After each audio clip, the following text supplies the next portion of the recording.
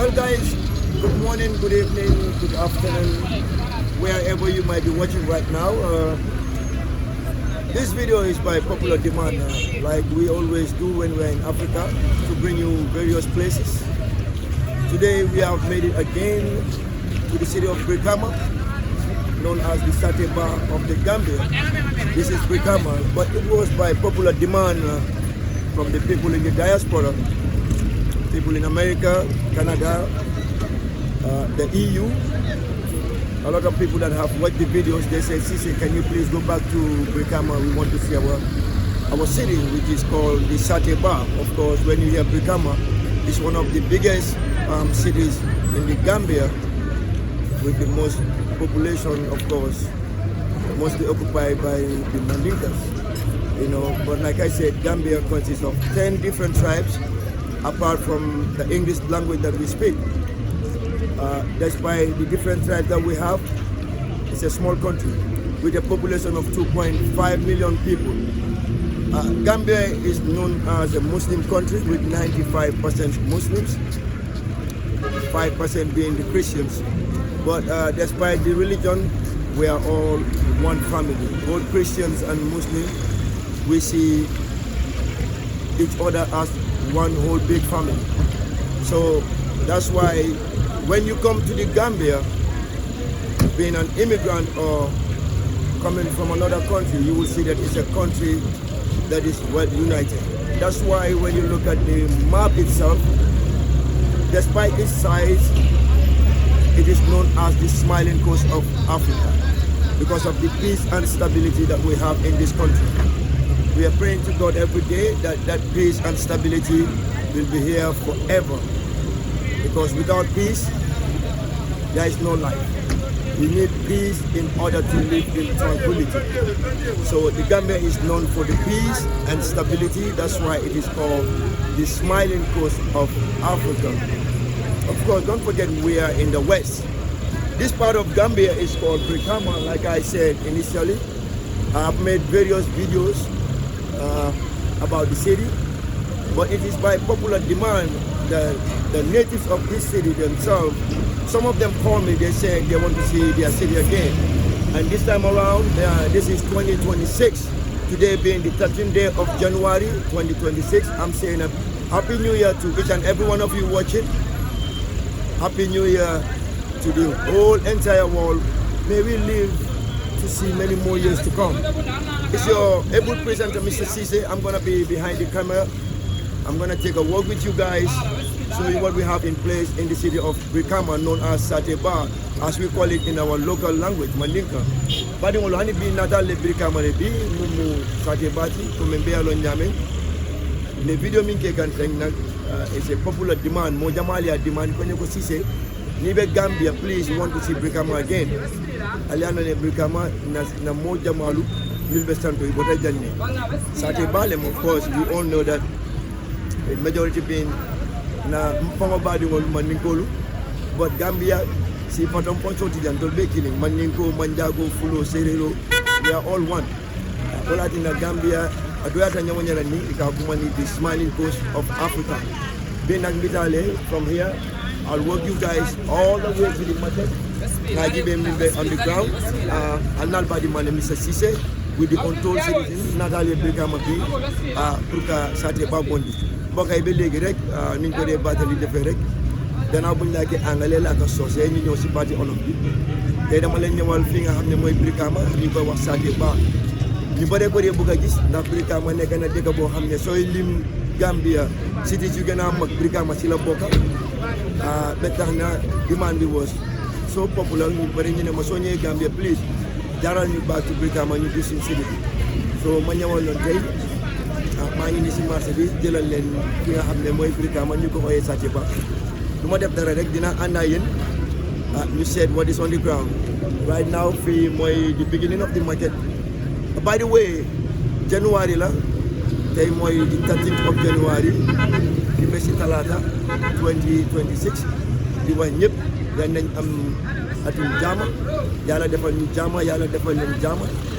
ñun ñëpp lu ñoo ut si àdduna bi yal nañu ko yàlla may képp kuy ut yal na la yàlla may li nga bëgg ñu si soxla kayit dana leen yàlla may kayit ñu am kayit yal na seen kayit yi yaakaar seen loxo yal na yàlla defal jàmm si dëkk bi yàlla def taw fii si dëkk bi dañ leen ñëwal tey Brikama rek war a dugg si marché bi ñu seet lu fi nekk waaye ñu ànd ak yéen seen mbokk seen xarit Mr Cissé maa nekk si caméra gi so duñ def dara rek ma ànd ak yéen wan leen lanaa fi nekk mi nga xam ne mooy Brikama ñu xamee ko si Saté Bar so it's a popular demand daal ñu bëree ko laajte ñu ne ma soo ñëwee Brikama daal jëlal ñu moo dañ leen na ma suñu dëkk bi so loolu laay def nii léegi dama ànd ak yéen ma jëlal leen bee si marché gi then after loolu dinaa indi yeneen vidéos tamit si kàttani borom bi yéen a tax ñuy def lii nit ki soo ko joxee aajo moom it war naa am aajo bu mat sëkk di dox sa mbir soo amuñ seen fay di leen sant di leen gërëm surtout yi nga xam ne yéen a follow suñu channel bi di ko toppa di subscribe di ñoo support all the time ñu leen di jaajëfal di leen wax jërëjëf seen xarit la ba léegi Mr Cissé moo nekk si caméra gi fu ñëw ni tey mooy Brikama ñu gën koo xamee si Saté Bar maa ngi ànd ak yéen nag starté ko fii si bunti marché bi dama yéen ba si biir ñu seet marché bi nu mu nekk di demee njaay bi nu moo demee ak safar bi bu leen fàtte si Brikama lañ nekk nii ngeen gën koo xamee si Saté Bar. Well guys, like I was saying in the local language, Brikama is one of the biggest cities of the Gambia with a large population, mostly of the Mandinkas. But this was, like I said, a popular demand from a lot of people that said they want to see the city again. That's why I also said, you know, when you have a support from the people, you have to do what they want, their request, just to make them happy.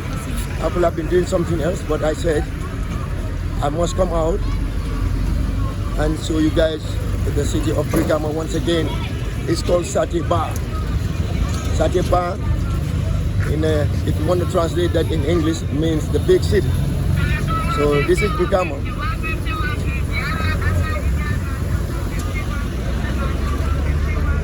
In the Gambia, of course, one of the smallest country in Africa with a population of 2.5 million people.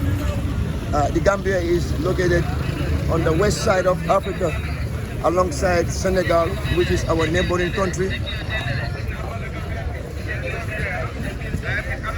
Very small in size, but very peaceful. Like I always said, if there is no peace, you will not see this. It is with only peace that you can see people going on their daily business without thinking about anything. You know, that's the Gambia, bro. We are in Brikama, taking a walk. This is the market side, otherwise known as the business area, with different vendors. Brikama is a very big city. Of course, we can't bring all the city at once, but we're doing our level best to show you guys what Gambia is like. For those of you who have never been in the Gambia, this is our peaceful country.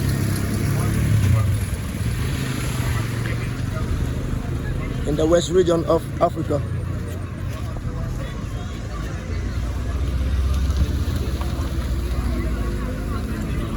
The Gambia, capital city called Banjul.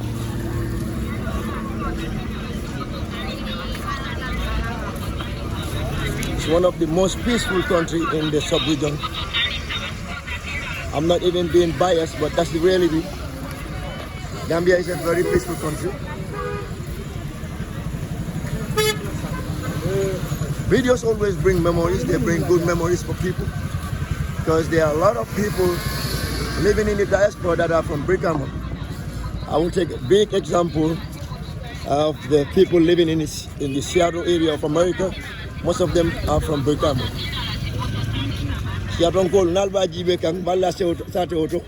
Saté Bar is a bro. Abenyadi. Ebe cool. I'm good. You know something. Okay. So, how are you there? Okay. So, mbokk yi ñu ngi nii ba léegi fii di Brikama ñëwal na leen fii di Mr Cissé ñi nga xam ne gëj nañoo gis dëkk bi dinañ gis dëkk bi te Brikama li ma doon tooñ rek ma ne gars yi Seattle yi ñu bari si ñoom fii leen jógee ñi nga xam ne mooy Brikama ñu koy ooyee Saate Ba Bankuba but this is Saate Ba in a Bankundingo, you know. I don't want to make many videos of the indie good memories because I'm not going to say this area bi amé nañ fi nga gis entrance bi fele la commencé di ñëw fele la ko commencé di ñëw ba ci marché bi di continuer dama jël boor bi nii ten mo égal ci tali bi bari wala hani sayim be Brikama Saate Olto yes bro amé ñari. All right, the Brikama Saate Okono, Mimu Saate Bati, you know, one of the biggest city in the Saate Okono, Mimu Gambia. Mo Jamali in video demand, so I'm working to make my viewers happy. Allah Saate for the Mumil Famata Janjela, the Brikama Latin, and sign Kadulal Tandala. Wantero from Monsi follow the body, Brikama is always a busy place. Aliaga Nyamentenga Kataraka always Deni Marso be Banola. But the Domani Motanda La Milbejang, maybe it's up to Sandika area. Then from there we're gonna do another video, me along Fanam the Modul Fanantandila. But Honeybee, the Brikama Marse Ballet Gang. Commotion Mary's area. Gambia Saate Okono. Bimu January Karo Tilitang and Sabalati 2026. Without Belebijang, vegetables, Bayolu, Fila, Mida, really began. Everybody's here. Come and Kafali, I'm always the Gambia, not only Gambia, Africa as a whole, Mojamal Bije, business or Safaro, Willemula, Bundati, because Nali Ajibe. More better Talano official on our filing. Don't be well current, don't need a master's, don't need a PhD, don't need a bachelor's degree. But to get a Talano government job to Mumu official, I understand. So therefore, don't be forcing in Safaro. Safaro don't Afanaka mean more Marco Minawelling. He said for someone, ye balu, someone government yakar. Parce que my government. More like a government loan. Niamo masa, mo kilimbuka masa yake no. Ni mo kilinga masa yake no, woto mote fa samono la ni ko president ya. Ida mata president yake no la. Fo ni mo lesi. Mol mil mesiri, mol mil be no mo wala tina ko masa. So woto masa ni mo leka do kote. Mo kilimbuka masa yake no. Ando masa kilimbuka dunia bang. Ni nata ila time mo bang doye ci wokan so wala tan ni ba kala rek ay bete ya masawo masani sita salon ko karafole be bu karafoni fanan molle sindije o molu o ila nyantol yite ya tamandi ila fitala nyama banko e yirwa sate o yirwa molle la freedom moso but the most important thing sate o sulata minna wala mu security wo kuma ya tabakale because nin tanko mo soto adama di mon famo buka tankano sate mo tatarla tankari ko kamma Mr President jibe nyin jibe la be danela Mr Cissé lemu ete mun na bitani ko to letu be danela